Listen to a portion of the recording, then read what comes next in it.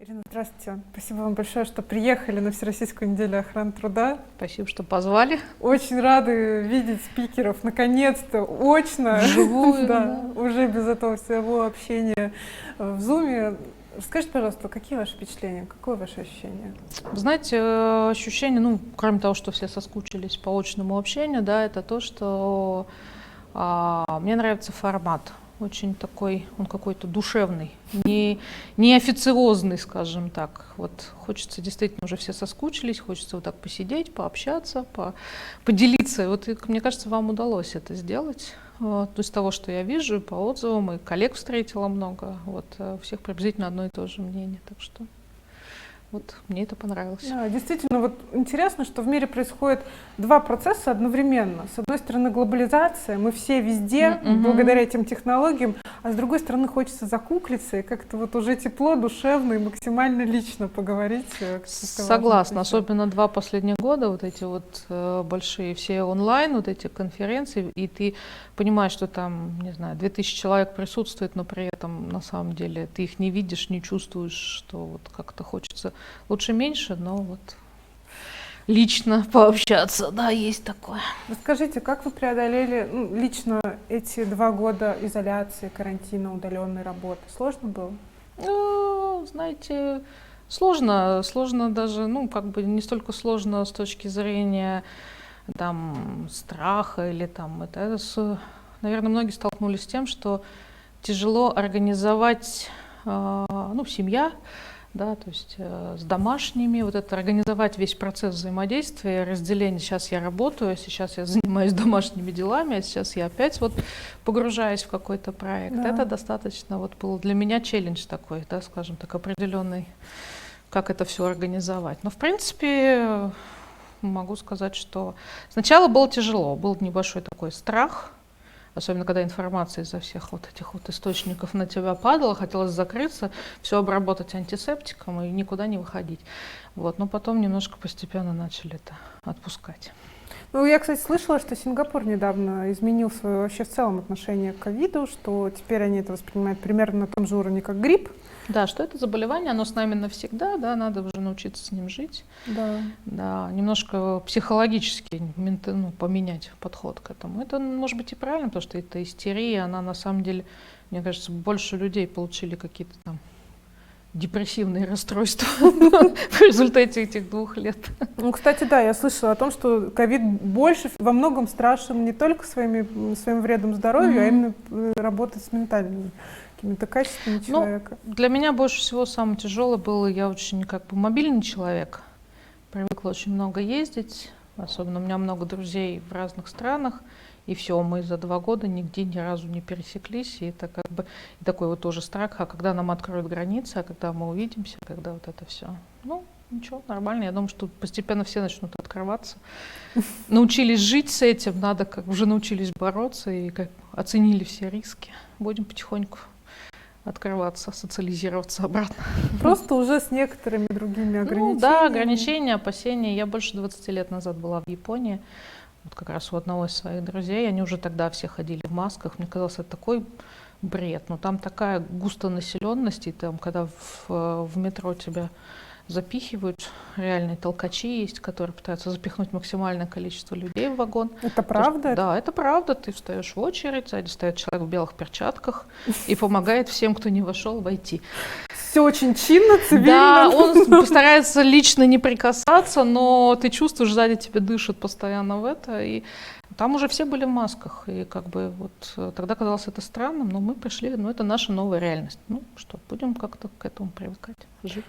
Кстати, к вопросу о Японии, все очень часто сравнивают русского человека и западного человека. Вот вы можете сравнить японца и русского? В чем наше коренное различие?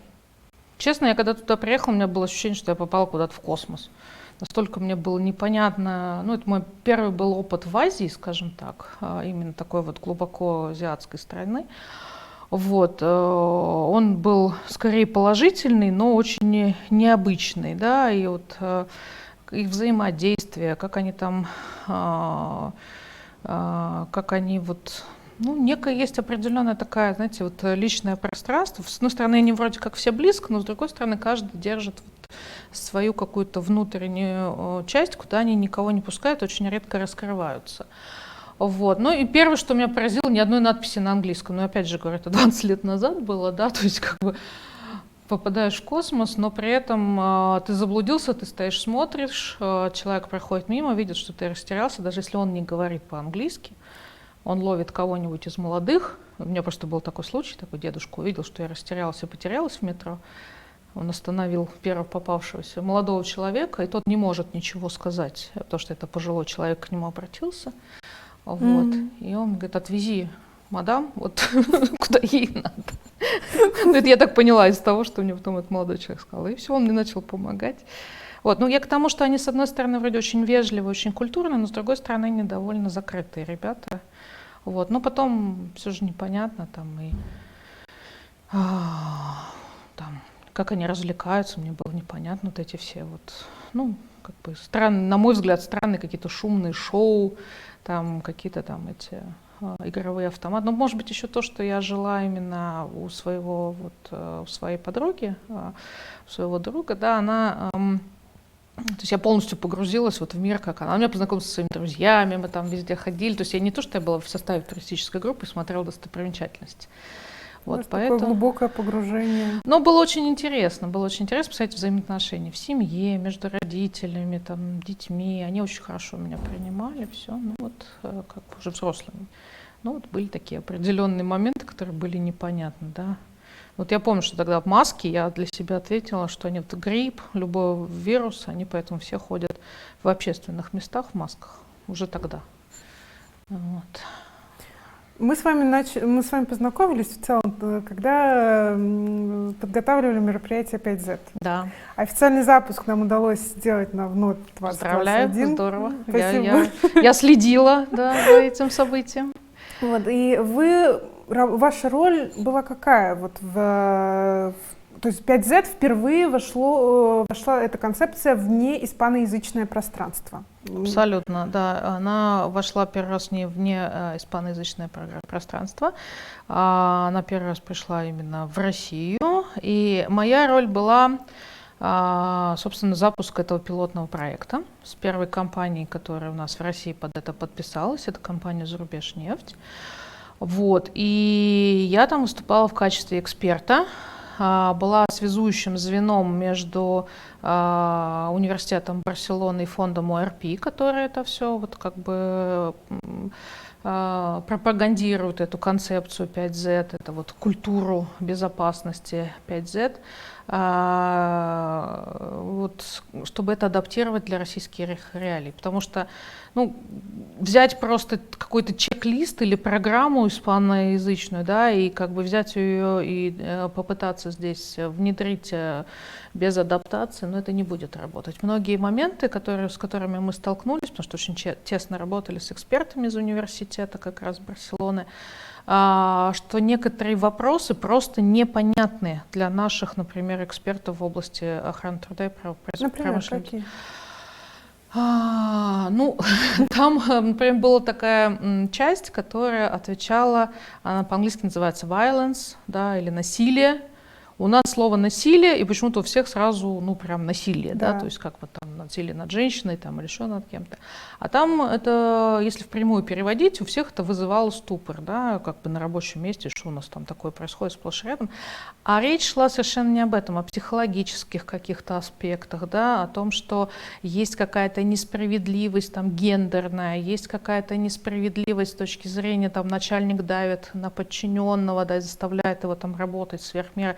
То есть насилие, ну, в более широком понимании. Как принуждение. Как принуждение, да. У нас там там еще такие расценили, что это там, я не знаю, насилие, это драки, это там какие-то там физическое какое-то вот именно воздействие на человека, да, и у нас такого нету, ну, конечно, нету, речь вообще не об этом. То есть они пытались изучить, это была как раз часть well-being, которая отвечает за, скажем так, и психическое, и физическое состояние работника на рабочем месте.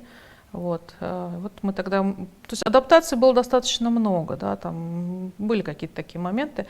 Потому что сейчас, например, на Западе очень много в Европе как раз уделяют внимание вот этому ментальному здоровью. Особенно пандемия показала, насколько, вот к чему возвращаясь к тому, о чем мы говорили, насколько психологический комфорт для человека важен, да, и как он влияет на производственные показатели, на безопасность в целом, если у тебя мозги заняты тем, а как там твоя семья, что с ней происходит, а я тут на вахте нахожусь, а может они там все уже заболели, и непонятно что, особенно когда там страшные картинки по телевизору, то очень тяжело сосредоточиться на безопасной работе.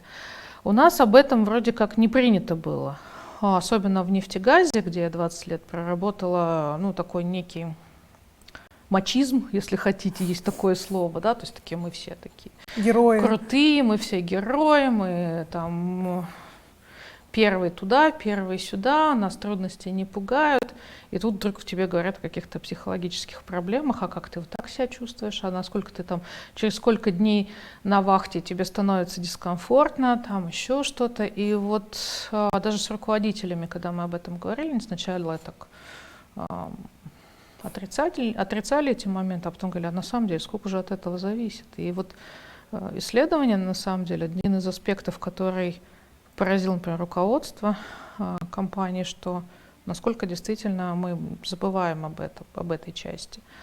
Вот, поэтому, на самом деле, Зарубежнефть очень, ну, считаю, в этом плане очень прогрессивная компания, и руководство компании всячески поддерживает вот эти все вопросы, связанные с охраной труда, с производственной безопасностью. То есть там прямо от первого лица и всей первой линейки очень серьезно идет поддержка всех этих вопросов.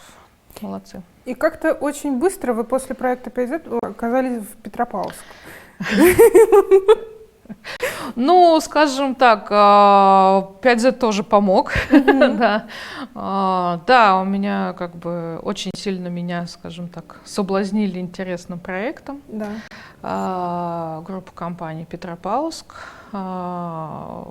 предложили вот позицию директора по развитию культуры безопасности и интегрированной системы управления. Я вообще такой человек, я люблю увидеть результат. И мне кажется, когда ты приходишь, и у тебя там реально ничего нет, то через какое-то время можно будет увидеть какой-то результат, это меня на самом деле привлекло. Ну и плюс очень серьезно сейчас идут там подвижки, изменения. В компании полностью новая команда, топ-руководителей, которые в принципе поддерживают эти вопросы, да, то есть они понимают, насколько это важно, что культура безопасности это не только слово, это система управления, это не просто тоже слово, чтобы там, или там набор документов, чтобы пройти определенную аттестацию, а что это действительно, если это работает, если ты используешь инструменты грамотно, да, если все это можно немножко сдвинуть с мертвой точки, то в конечном итоге это повышает и рентабельность компании, и рейтинг на международном рынке, и инвестиционную привлекательность. Да? То есть все это на самом деле взаимосвязано, что это не просто затраты на охрану труда, а это вклад очень серьезный в то, чтобы компания становилась успешной, привлекательной для работников, да, то есть как бы и не только для работников, но и для инвесторов, для акционеров, что тоже очень важно. Любой проект заинтересован в этом, да, любая компания заинтересована в этом. У вас, конечно, колоссальный опыт работы, причем вы беретесь за очень сложные проекты, которые вы, по сути, являетесь пионером вот на каждом уровне, на каждом этапе. Ну да, как-то у меня так складывается, что любят меня звать в пилоты, и как бы эти пилоты такие достаточно серьезные, вот в компании и Шлюмберже мне много приходилось, хотя вроде такая компания, которая давно занимается вопросами. Но был определенный такой момент, когда я ушла из производства в охрану труда, и меня многие не поняли. Вот, но мне стало интересно, как это вот сделать так, чтобы увидеть реальный положительный результат вот здесь и сейчас от своей работы. Вот, я осталась в охране труда, стала развивать, много мы там новых пилотных проектов запускали и сильно снизили и травматизм по всему миру, то есть, ну, как бы был видный результат. Дальше позвали в «Газпромнефть», опять же, на пилотный проект, развивать систему компетенций, корпоративного обучения именно в области охраны труда и производственной безопасности для всех сотрудников, выстраивать вот эту систему. И тоже на таком энтузиазме, то есть это была не основная моя позиция, но это было как дополнение, да, вот к моей позиции в компании. То есть мы это делали группой энтузиастов, запустили. А так как охрана труда касается всех, абсолютно всех сотрудников, то посмотрели на все эти наши усилия, мы запустили кафедру производственной безопасности и решили с нее начать корпоративный университет в целом Газпромнефти. И сейчас это живет и процветает. То есть корпоративный университет Газпромнефти начался с кафедры по безопасности. Я до сих пор очень горжусь этим.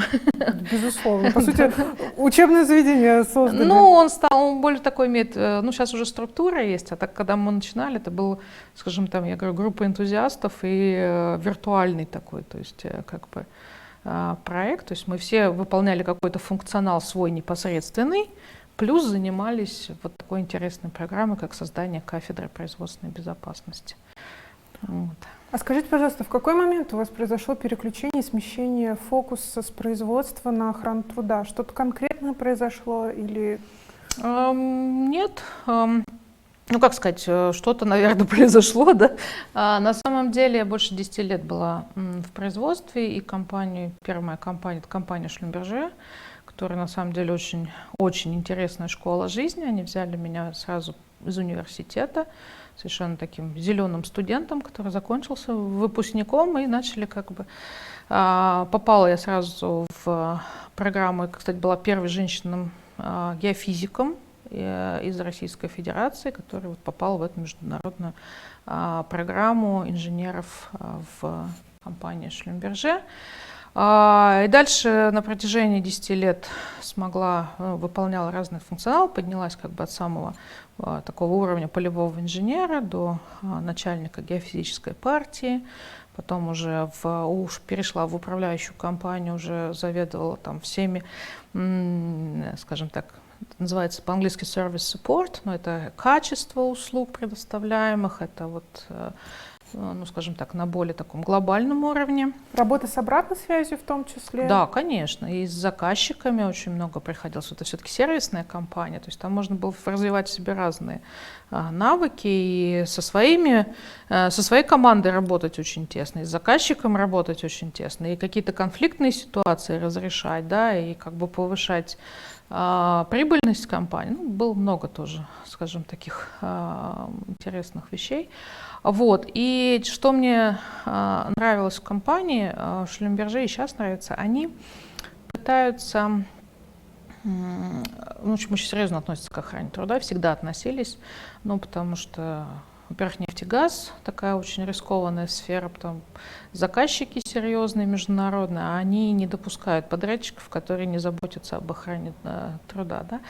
И у них есть такая практика, если человек хочет двигаться дальше по карьерной лестнице, прежде чем его назначить на определенную позицию, они руководителя определенного уровня отправляют в охрану труда.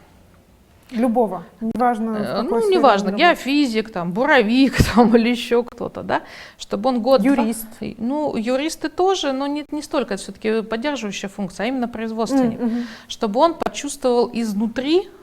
То есть я, когда работала на производстве, охрана труда, мне казалось, мне мешает. Ставят препоны, там, мешает моему плану, да, мне надо в такую прибыль показать, а я там должна, пока там все оценки рисков не проведу, никого не выпущу на линию, потому что как бы, ну, есть внутренние корпоративные стандарты и так далее. Вот, и в этот момент они как бы отправили меня в охрану труда для продвижения по службе. Я сказала, ну, надо, значит, надо, да, посмотрю на с другой стороны. И что-то меня так это зацепило. Я когда очень глубоко эти процессы изучила, с другой стороны, когда я поняла, зачем стандарт, процедуры, те действия, которые нас заставляют делать, зачем это надо, ну, в общем, так я решила, что, пожалуй, я в этом и останусь. И буду развиваться как эксперт именно в охране труда и делать какие-то полезные вещи, чтобы видеть реальный результат своей работы тоже. Вот, это вот был мой такой мотиватор, скажем так.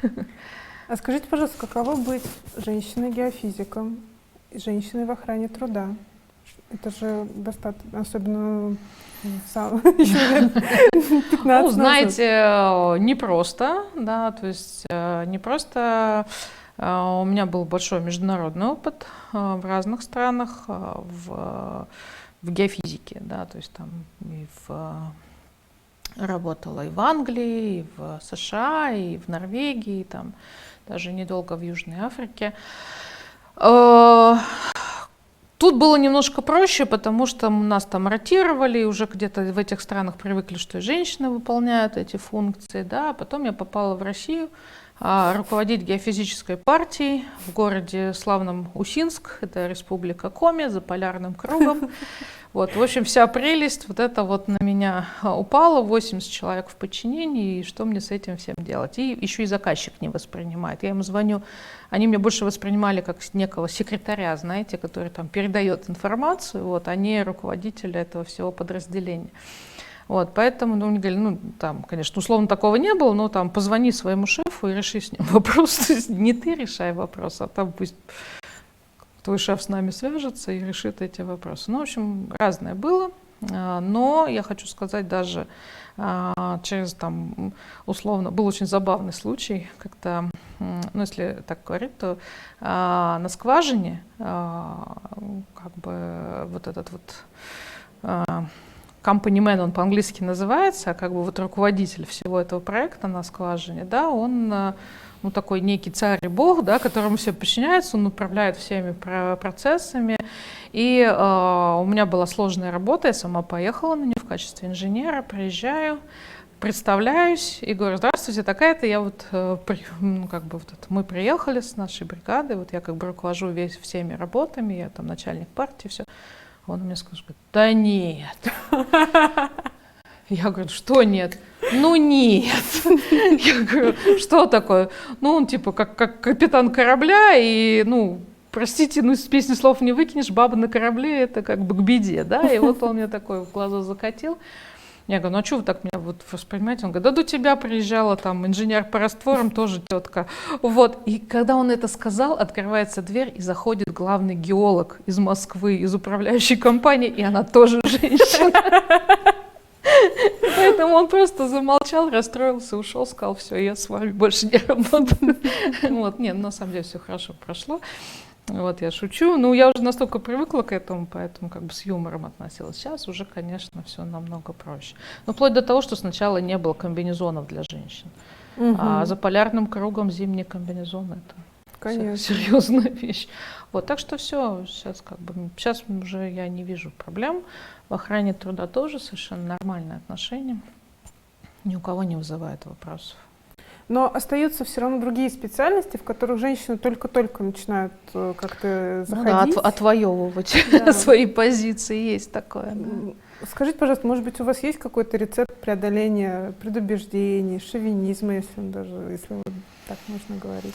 Ну, тут, конечно, по-разному, каждый свой выбирает путь развития.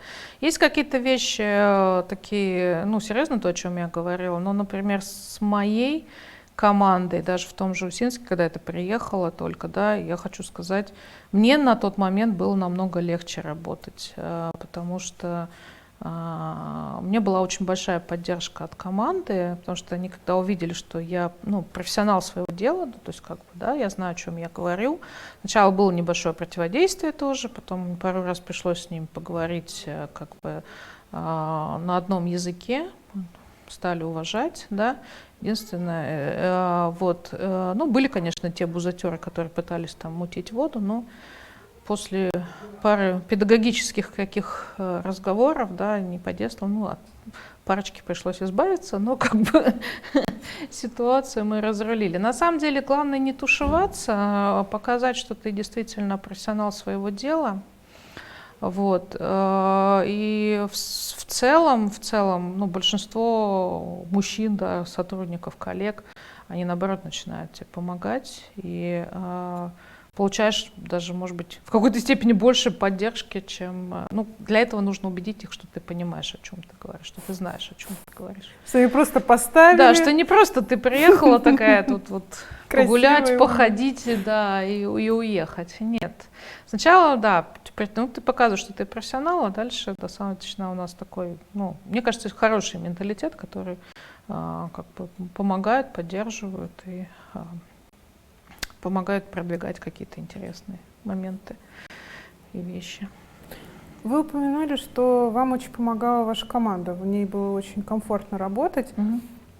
Какая у вас сейчас команда? Как бы вы описали ее? У меня сейчас шикарная команда, честно, вот приятно очень удивлена.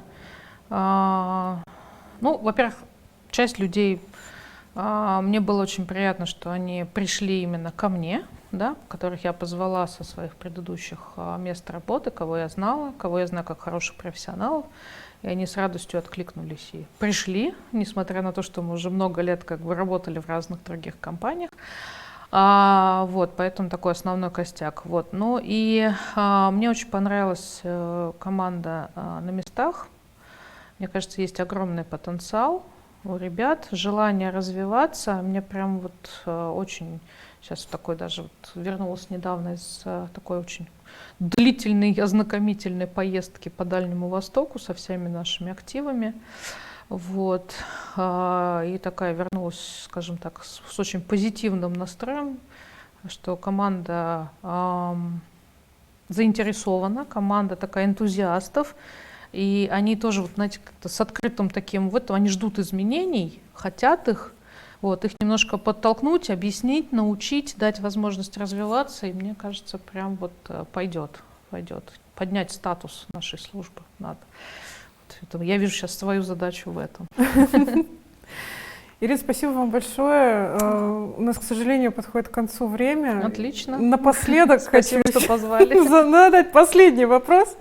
Вы ощущаетесь как очень цельная, сбалансированная личность. То есть, с одной стороны, вы очень гибкая, мобильная, как вы подчеркнули, то есть, но с другой стороны, на вас можно опереться. То есть, вот я прям чувствую, что вы тот руководитель, за которым я бы пошла, и любой другой бы тоже пошел. Вот скажите, в чем секрет вашего баланса? Какой интересный вопрос. Ну, на самом деле, не стараюсь строить свой подход с позиции силы, стараюсь услышать то, что мне говорят, да, то есть и даю возможность автономный такой, скажем так, я не занимаюсь микроменеджментом. Мне хочется, чтобы вот есть пласт работы, да, есть какое-то направление, есть какой-то проект, я даю сотруднику этот проект, и как бы жду отдачи. Ну, естественно, я подключусь в любой момент, помогу, но вот контролировать каждый шаг не буду, и важен результат, да, и люди это чувствуют, и многим нравится, что им дают такую некую свободу, такую действий, ответственность какую-то такую, но они ее чувствуют и как бы ведут. Вот. Ну, это, во всяком случае, то, что мне вот коллеги мои говорят, это вот так. Ну, естественно, если уж совсем там кто-то не хочет вписываться, ну, там есть разные методы воздействия. Вот. Но в основном стараюсь услышать. Спасибо огромное. Да. Желаю вам... Хотела пожелать, чтобы люди вас не разочаровывали. Спасибо большое. Это на самом деле очень важно. Спасибо.